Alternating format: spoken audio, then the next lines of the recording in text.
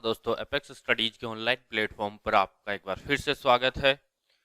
अपन आज की वीडियो में स्टार्ट करने वाले एनालिसिस मेथड जो प्लांट और सॉइल के अंदर अपन बात कर रहे हैं या वाटर की बात कर रहे हैं। अलग अलग न्यूट्रेंट होते हैं, कुछ हैवी मेटल्स होते हैं, तो इन सब के एनालिसिस की बात करेंगे। बेसिकली अपन न्यूट्रेंट की तरफ ज़्यादा फोकस करेंगे क्योंकि आपकी pre PG exam point of view से न्यूट्रेंट ज़्यादा इंपॉर्टेंट है। तो कौन कौन से बेसिक मेथड है और उन मेथड से क्या क्या इंपॉर्टेंट क्वेश्चन पूछे जाते हैं, उन्हीं के बारे में आज का लेक्चर अपन डिस्कस करेंगे। तो आज का अपना टॉपिक स्टार्ट करने से पहले अगर अभी तक आपने इस चैनल को सब्सक्राइब नहीं किया तो इस चैनल को सब्सक्राइब कर लीजिए, बेल आइकन को भी ऑन कर लीजिए, जिससे आने वाली हर एक वीडियो की नोटिफिकेशन आपको मिलती रहे। तो आज का अपनी वीडियो स्टार्ट करने वाला है एनालिसिस मेथड पर, और बेसिकली अपन यहाँ पे बात करेंगे न्यूट्रेंट की। कौन कौन से न्यूट्रेंट है या कौन कौन से ऐसे इंपॉर्टेंट पैरामीटर है जिनके एनालिसिस की अपन आज बात करने वाले हैं। बेसिकली आज अपन लेने वाले हैं कुछ सॉइल की न्यूट्रिएंट एनालिसिस और कुछ प्लांट के अपन आज के वीडियो में लेंगे नहीं। बेसिकली अपन सॉइल और वाटर के आज लेने वाले हैं। प्लांट की जो भी मेथड होंगे उनको नेक्स्ट लेक्चर में लेंगे। तो देखो यहाँ पे अपन ने कुछ मेथड अपन ने ऑलरेडी राइट कर लिए हैं, कुछ रिमेनिंग जो बच गए अगर उनको अपन साथ साथ करते जाएंगे। तो यहाँ पे देखो कुछ बेसिक मेथड है जो आपके सॉइल से रिलेटेड है और कुछ वाटर से रिलेटेड है। तो अगर अपन बात करें तो यहां तक आपके पास में जो स्टार्ट के 6 मेथड है ये सॉइल एनालिसिस के हैं, और जो रिमेनिंग 2 मेथड हैं आपके ये मेनली वाटर से डील करते हैं, और बाकी जो 2 रिमेनिंग मेथड ये कॉमन मेथड है, दोनों के लिए यूज होते हैं। ठीक है, तो सबसे पहले अपन बात करते हैं सॉइल की, फिर वाटर के ऊपर जाएंगे। प्लांट की आज लेंगे नहीं, प्लांट के नेक्स्ट वीडियो में लेंगे। तो सबसे पहले अपन बात करते हैं टोटल नाइट्रोजन। देखो टोटल नाइट्रोजन के एस्टिमेशन के लिए जो मेथड यूज किया जाता है वो होता है जेल्डाल मेथड। और जेल्डाल मेथड का मतलब यहाँ पे जेल्डाल इस इंस्ट्रूमेंट का नाम है जिससे इसको अपन क्या करते हैं, मेजर करते हैं। मेजर करने का इन द टर्म्स ये कोई इंस्ट्रूमेंट नहीं, एक तरीके का एक जेल्डाल फ्लास्क होता है जिसमें डालकर अपन नाइट्रोजन का ऑक्सीडेशन करते हैं, और टोटल नाइट्रोजन के एस्टिमेशन के लिए अपन जेल्डाल मेथड यूज करते हैं। वहीं पे अगर अपन बात करते हैं अवेलेबल नाइट्रोजन की, तो अवेलेबल नाइट्रोजन के लिए अल्कलाइन कैमनोफोर मेथड यूज करते हैं। अल्कलाइन कैमनोफोर का मतलब यहाँ पे जो एजेंट होता है, जो अपना रिएजेंट है वो कैमनोफोर है। ध्यान रखने वाली बात है, यहाँ पे भी जो अपन बात करें इंस्ट्रूमेंट यूज करेंगे या जो आपका फ्लास्क होगा ऑक्सीडेशन जिसमें होगा वो जेल्डाल फ्लास्क होगा, लेकिन यहाँ पे दोनों के अलग अलग मेथड हैं, दोनों के अलग अलग प्रोसीजर हैं, दोनों में रिएजेंट के अंदर कुछ वेरिएशन है, स्ट्रेंथ का मेनली वेरिएशन आता है, इसकी वजह से दोनों के अलग अलग नाम है। आपको पूछा जाता है अगर टोटल नाइट्रोजन का तो जेल्डाल आएगा, और अवेलेबल नाइट्रोजन का तो यहाँ पे अल्कलाइन कैमनोफोर मेथड आएगा। ध्यान रखने वाली बात है, प्रोसीजर सेम होती है, केवल रिएजेंट की स्ट्रेंथ का यहाँ पे डिफरेंस आता है, लेकिन दोनों मेथड का नाम अलग अलग है। कभी भी आपको अवेलेबल नाइट्रोजन पूछे तो आप जेल्डाल नहीं बोल सकते, और कभी भी टोटल नाइट्रोजन पूछे तो एल्कलाइन कैमनोफोर मेथड नहीं बोल सकते। एल्कलाइन कैमनोफोर मेथड का मतलब है कि ये जो ऑक्सीडाइजिंग एजेंट है ये है। और यहाँ पे अपन बात करते हैं जो इंडिकेटर यूज करते हैं अपन, वो इंडिकेटर होता है मिक्स इंडिकेटर। ठीक है, या अपन जनरल भाषा में जिसको मिक्स्ड इंडिकेटर भी बोल सकते हैं। तो यहाँ पे इंडिकेटर के बारे में क्वेश्चन आता है, मैक्सिमम टाइम की इंडिकेटर कौन सा यूज किया जाता है, तो यहाँ पे इंडिकेटर यूज किया जाता है मिक्स इंडिकेटर। ठीक है, नेक्स्ट अगर अपन बात करते हैं अवेलेबल फॉस्फोरस की, तो अवेलेबल फॉस्फोरस के लिए जो बेसिक मेथड होता है वो ऑल्सन मेथड मैक्सिमम यूज होता है, और ऑल्सन मेथड का यूज होता है बेसिकली न्यूट्रल और एल्कलाइन सॉइल में। कौन सी में होता है, न्यूट्रल और एल्कलाइन सॉइल में। वहीं पे अगर अपन बात करते हैं अगर एसिडिक सॉइल यहाँ पे आ जाती है, तो एसिडिक सॉइल में आपका ऑल्सन मेथड यूज नहीं किया जाता है, वहां पे यूज होता है ब्रे नंबर 1 मेथड। ठीक है, मेथड का है नाम नंबर 1, यहाँ पे ऐसा नहीं है कि ये मेथड नंबर 1 है। ठीक है, इस पूरे मेथड का नाम क्या है, ब्रे नंबर 1 मेथड, जो एसिडिक सॉइल में मेनली यूज होता है। अब यहां से क्वेश्चन क्या आता है फॉस्फोरस के एस्टिमेशन का, कि जो सॉइल में फॉस्फोरस एस्टिमेशन करते हैं इसमें जो न्यूट्रल एल्कलाइन सॉइल या बेसिक नॉर्मल सॉइल के लिए ऑल्सन मेथड यूज होता है। अगर स्पेसिफिक वर्ड दे अगर एसिडिक सॉइल तो वहां पे ब्रे नंबर 1 करना। अगर यहाँ पे कोई एसिडिक वर्ड नहीं दे उस सिचुएशन में आप ऑल्सन मेथड कर सकते हो। ऑल्सन मेथड में जो रिएजेंट यूज होता है वो 0.5 नॉर्मलिटी का अपना 0.5 मोलरिटी का अपना क्या होता है, सोडियम बाइकार्बोनेट होता है। क्या होता है? 0.5 मोलरिटी का सोडियम बाइकार्बोनेट होता है।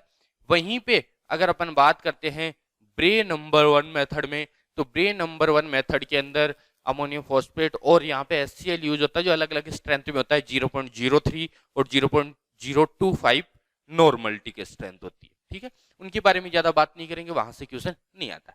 नेक्स्ट क्वेश्चन आता है फोस्फोरस का, कि जो फोस्फोरस मेजरमेंट किया जाता है ये कौन से इंस्ट्रूमेंट से किया जाता है?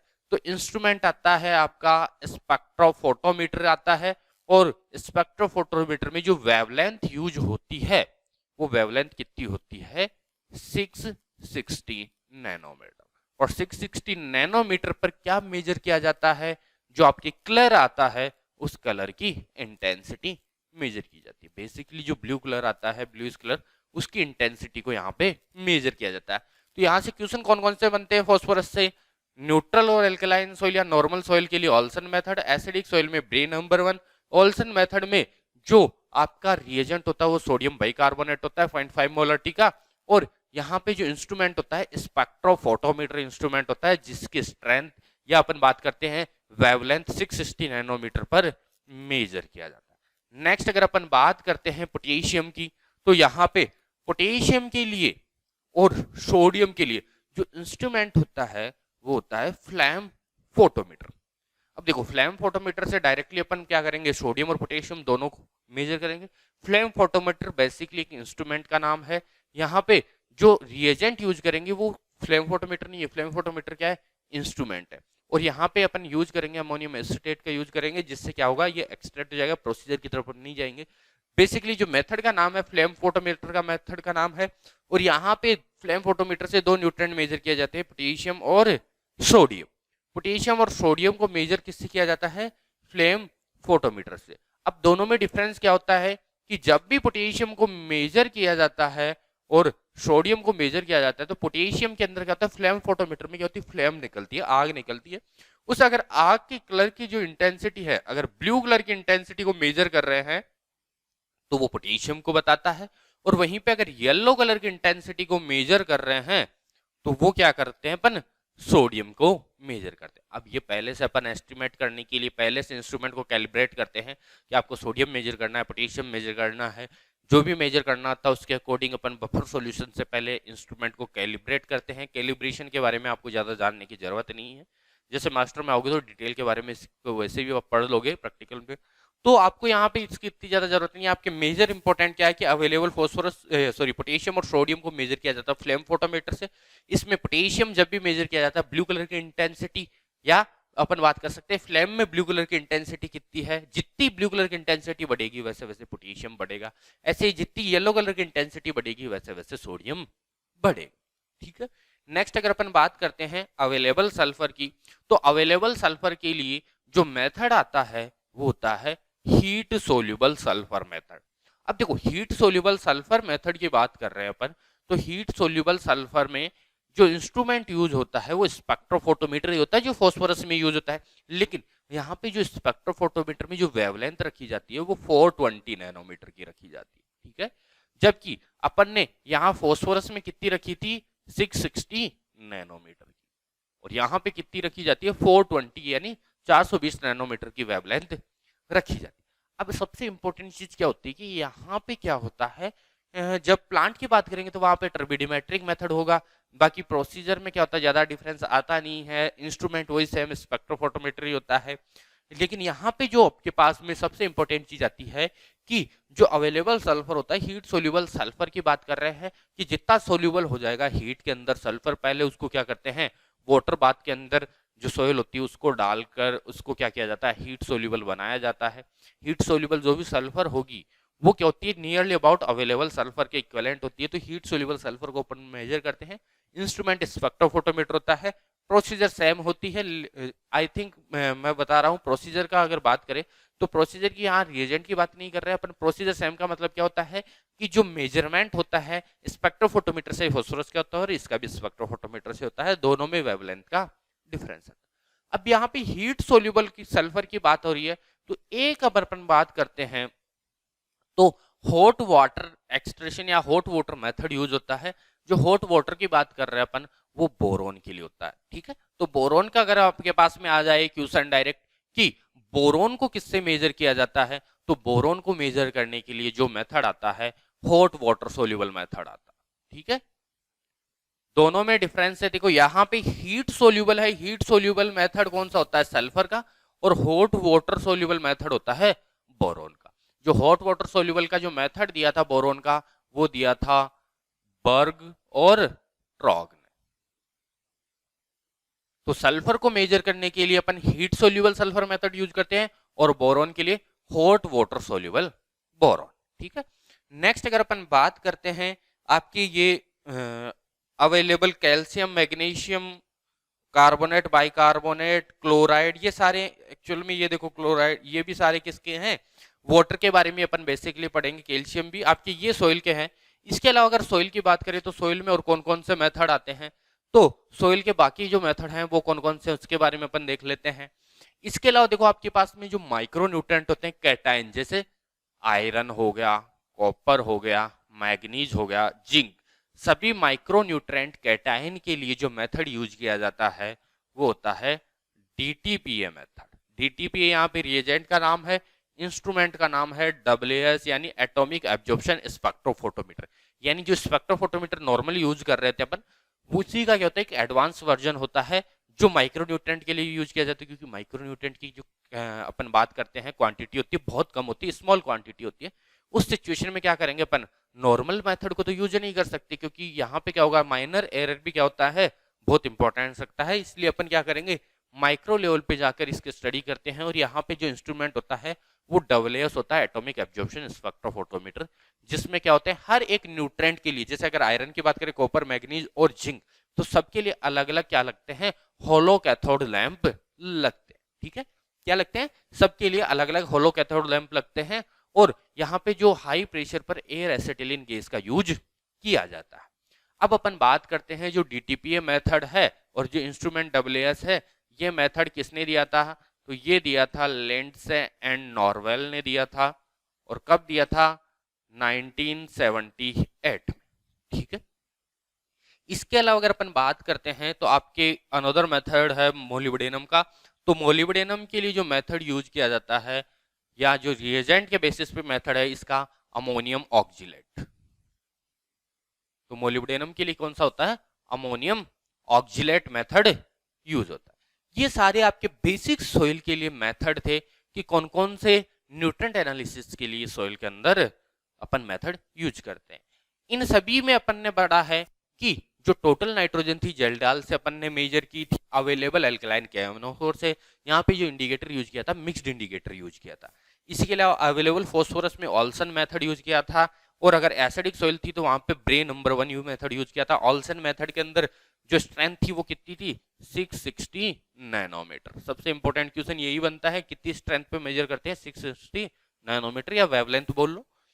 अवेलेबल पोटेशियम और सोडियम फ्लैम फोटोमीटर से मेजर करते हैं। पोटेशियम के लिए ब्लू कलर और सोडियम के लिए येलो कलर की इंटेंसिटी देखी जाती है। Available sulphur heat soluble sulphur method से और available boron hot water soluble boron जो बर्गर ट्रॉग ने दिया था।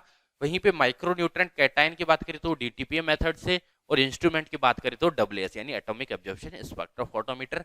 और यहाँ पे लिंड्से और नॉर्वेल ने इस मेथड को दिया था। वहीं पे मोलिब्डेनम की बात करें तो अमोनियम ऑक्जिलेट यहाँ पे यूज किया जाता है। अब अपन बात करते हैं कॉमन जो वाटर है या इरिगेशन वाटर की बात करें तो यहाँ पे जो अवेलेबल कैल्शियम और मैग्नीशियम है इसके लिए जो मेथड यूज किया जाता है वो होता है ईडीटीए वर्सिनेट मेथड। यहाँ पे इसको भी दोनों में तरीके से यूज कर सकते हैं अपन। जो ईडीटीए वर्सिनेट मेथड होता है किसके लिए यूज होता है सबसे पहले अपन बात करते हैं तो ये होता है अवेलेबल कैल्शियम और मैग्नीशियम की। अगर टाइट्रेशन की बात करें तो बेसिकली ये कौन से टाइप की टाइट्रेशन होती है कॉम्प्लेक्सोमेट्रिक टाइट्रेशन होती है। कौन सी टाइट्रेशन होती है कॉम्प्लेक्सोमेट्रिक। और यहाँ पे जो सबसे इंपॉर्टेंट क्वेश्चन आता है कैल्शियम और मैग्नीशियम को मेजर करने के लिए वो आता है कि यहाँ पे जो इंडिकेटर यूज किया जाता है वो कौन सा होता है। तो इंडिकेटर होता है यहाँ पे ईबीटी, शॉर्ट फॉर्म होती है ईबीटी के नाम से ही ज्यादातर आता है। और अगर ईबीटी की फुल फॉर्म की बात करें तो ईबीटी की फुल फॉर्म होती है इरियोक्रोम ब्लैक टी।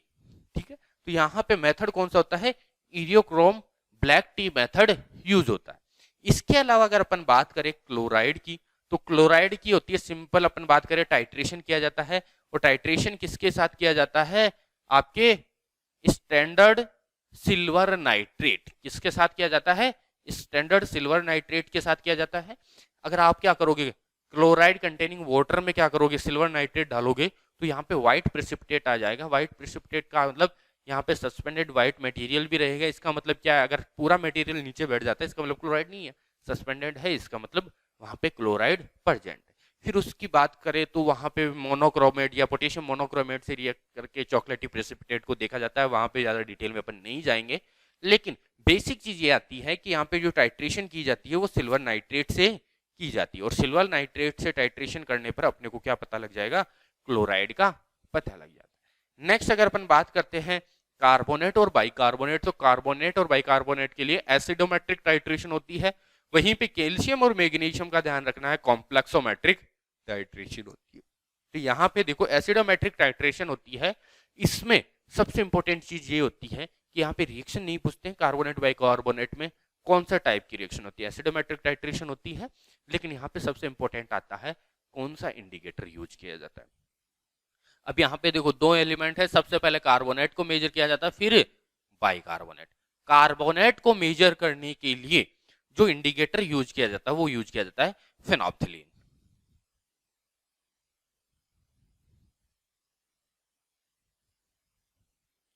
यहां पे इंडिकेटर कौन सा हो गया, फेनोल्फथालीन इंडिकेटर यूज किया जाता है कार्बोनेट। वहीं पे बाइकार्बोनेट के लिए मिक्स्ड इंडिकेटर बोल सकते हो या फिर मिथाइल ऑरेंज यूज कर सकते हैं, मिथाइल ऑरेंज बोल सकते हो। ठीक है, तो आपके पास में कार्बोनेट और बाइकार्बोनेट में कार्बोनेट के लिए फेनोल्फथालीन, बाइकार्बोनेट के लिए मिक्स्ड इंडिकेटर या मिथाइल ऑरेंज इंडिकेटर यूज किया जाता है। ये सबसे ज्यादा बार क्वेश्चन पूछा जाता है।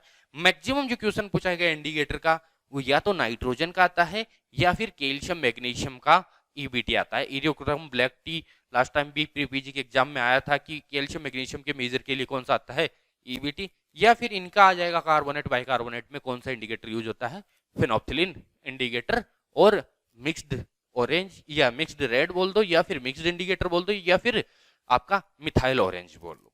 वहीं पे जिप्सम और आपके लाइम रिक्वायरमेंट के अपन ऑलरेडी पढ़ चुके, तो इनके बारे में पढ़ेंगे नहीं ज्यादा। अपन लाइम रिक्वायरमेंट के लिए अपन शूमेकर यूज करते हैं, जिप्सम के लिए शुनवर, और इसी के बेसिस पे लाइम फैक्टर जिप्सम फैक्टर अपन ने एसिडिक सॉइल और बेसिक सॉइल में पढ़ा था। अगर वो वीडियो नहीं देखा तो वहां पे जाके डिटेल में देख लेना, ये दोनों वहां पे आराम से आपको मिल जाएंगे। तो ये आपके बेसिक मेथड थे। अगर सॉइल में कुछ और मेथड की बात करें तो आई थिंक न्यूट्रिएंट तो सारे कंप्लीट हो चुके हैं। एक मेथड और ले सकते हैं अपन ऑर्गेनिक कार्बन का। ऑर्गेनिक कार्बन का एस्टिमेशन करने के लिए अपन वाल्कली एंड ब्लैक मेथड यूज करते हैं। ठीक है, कौन सा मेथड यूज करते हैं, वाल्कली एंड ब्लैक मेथड यूज करते हैं। यहां पे क्या होता है, अपन वन नॉर्मल पोटेशियम डाइक्रोमेट का यूज करते हैं, जिसको अपन बोलते हैं सिंपल भाषा में जैसे R2O7, यानी पोटेशियम डाइक्रोमेट। और पोटेशियम डाइक्रोमेट की बात कर रहे हैं अपन, तो पोटेशियम डाइक्रोमेट को यूज करके तो अपन ये रिएक्शन करते हैं। इस रिएक्शन में क्या होता है, हीट बाहर निकलती है, एक्सोथर्मिक रिएक्शन होती है। और यहाँ पे जो इंडिकेटर यूज किया जाता है वो इंडिकेटर होता है डाइफिनाइल एमाइन।